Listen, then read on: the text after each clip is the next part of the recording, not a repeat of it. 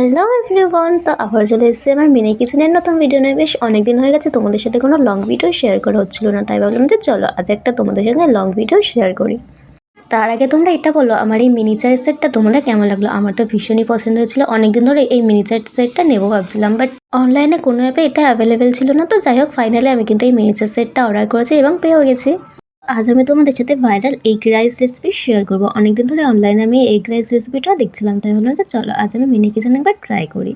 এর জন্য দেখো, প্রথমে কিন্তু আমি ডিমটাকে বয়েল করে নিয়েছিলাম, এরপর আমি পিস পিস করে ডিমটাকে দেখো কেটে নিয়েছি। তো এরপরে কিন্তু আমি কড়াইতে তেল গরম বসিয়ে দিয়েছি। তেলটা গরম হলে এবার কিন্তু এই ডিমগুলোকে ফ্রাই করে নেওয়ার পালা। তো দেখো, আমি কিন্তু ডিমগুলোকে প্রথমেই ফ্রাই করে নিয়েছি, আর এখানে করে ফেলেছিলাম একটা আমি ব্লান্ডার।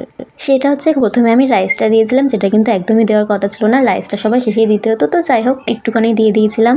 তো তারপর দিয়ে দিয়েছিলাম পেঁয়াজ কুচি, লঙ্কা কুচি, আর দিয়েছিলাম হলুদ গুঁড়ো, জিরের গুঁড়ো, ধনের গুঁড়ো আর লঙ্কা গুঁড়ো। তো দেখো, সবগুলো দেওয়ার পর এবার কিন্তু ভালোভাবে মিক্সড করে নেওয়ার পালা। সবগুলো ভাজা ভাজা হওয়ার পরে কিন্তু এবারে রাইসটা দিয়ে দেওয়ার পালা। তো আমি রাইসটাও দিয়ে দিয়েছি। তো দেখো, এখানে কিন্তু আমাদের এই এগ রাইস রেসিপিটা একদম রেডি। এই রেসিপিটা খেতে কিন্তু সত্যিই দারুণ হয়েছিল, এর মধ্যে কিন্তু একটু টমেটো দিলে আরও ভালো লাগতো। তো যাই হোক, এখানে দেখো আমি কিন্তু আমার এই রেসিপিটা রেডি।